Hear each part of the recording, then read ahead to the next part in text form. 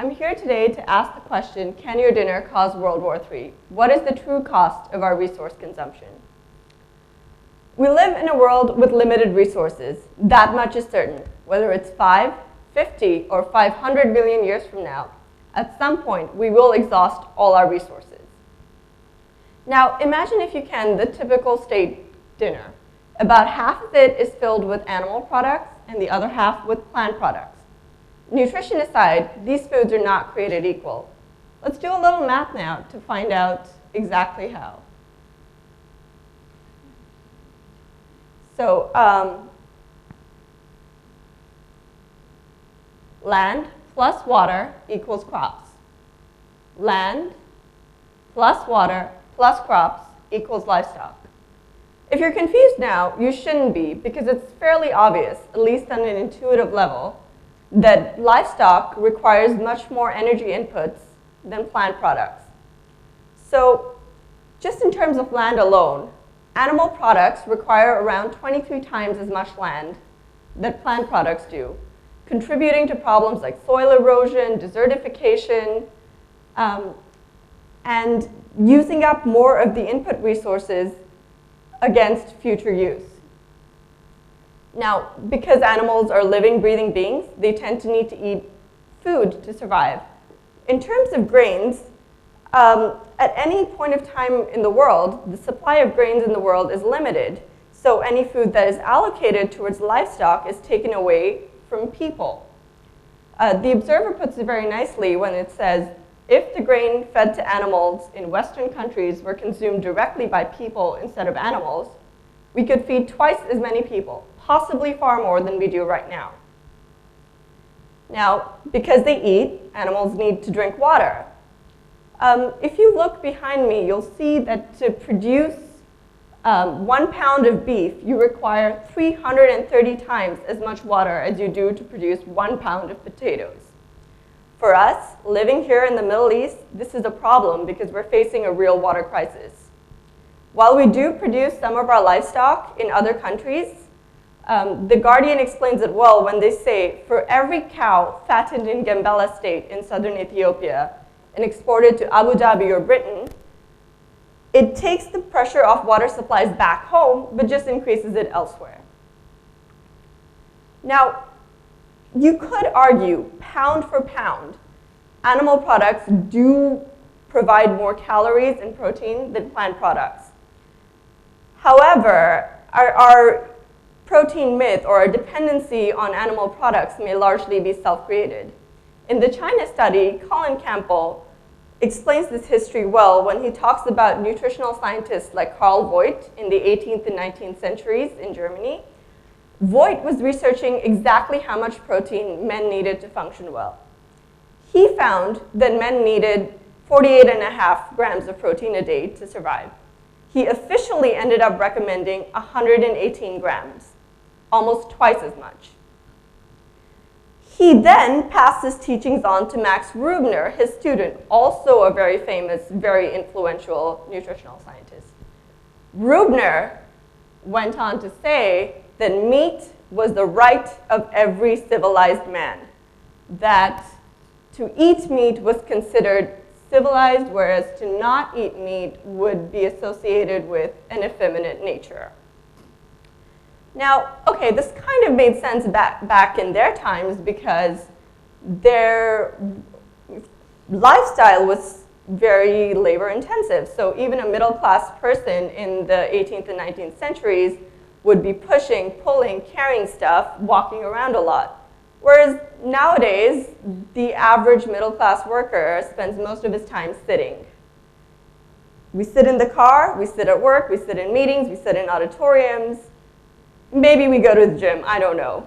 But a large portion of our time is spent sitting, and somehow I'm not convinced that we need a steak dinner to get through that. When we talk about our world today, one of the greatest problems that we face is resource inequity.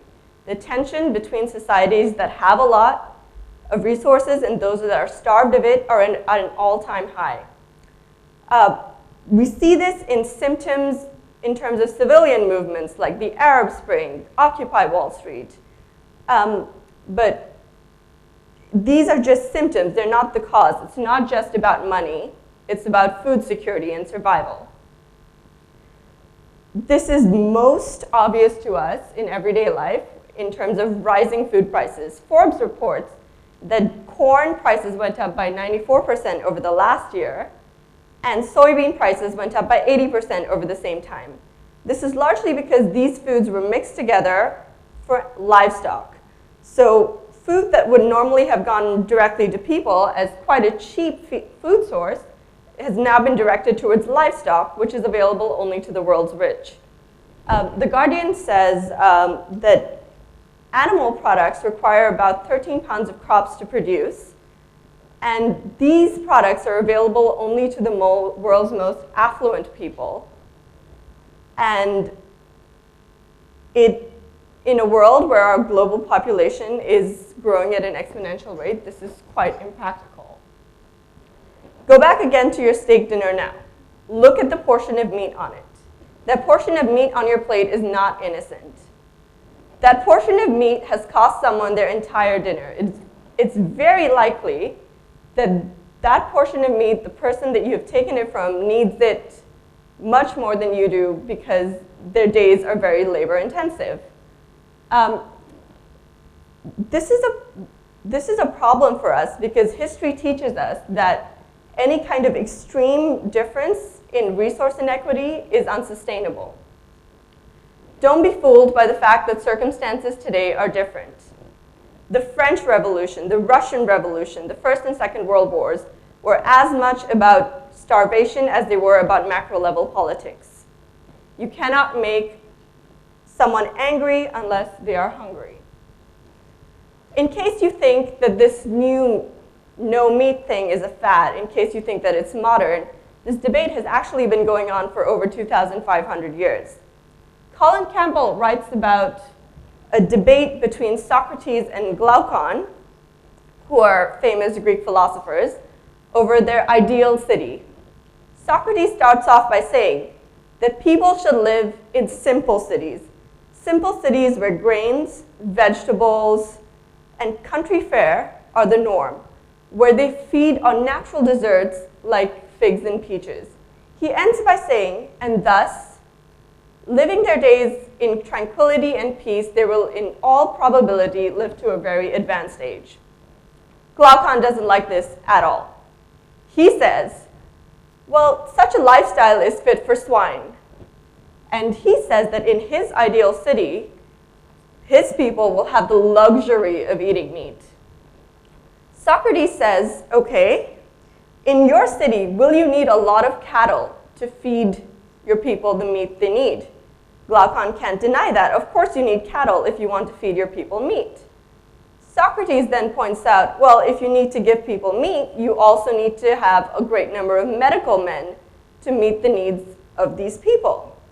Again, Glaucon can't deny this because, so Socrates said, not only will you need a lot of medical men, you'll also need a lot of land to cater to the needs of the cattle. Glaucon can't deny this again. Socrates says, all right, so because of this extra acreage required to grow cattle, it's very possible that people will be tempted to take land from each other, precipitating violence and creating a need for justice. He ends by saying, in your luxurious city of sickness and disease, doctors and lawyers will become the norm. This should sound familiar to us. Let me end by taking you back to your steak dinner. It's just dinner. It's food that you're putting in your belly. Maybe you're talking about your day over dinner. But food, like every other aspect of our lives, is political. And we need to start asking ourselves, can my dinner cause the next world war? Thank you.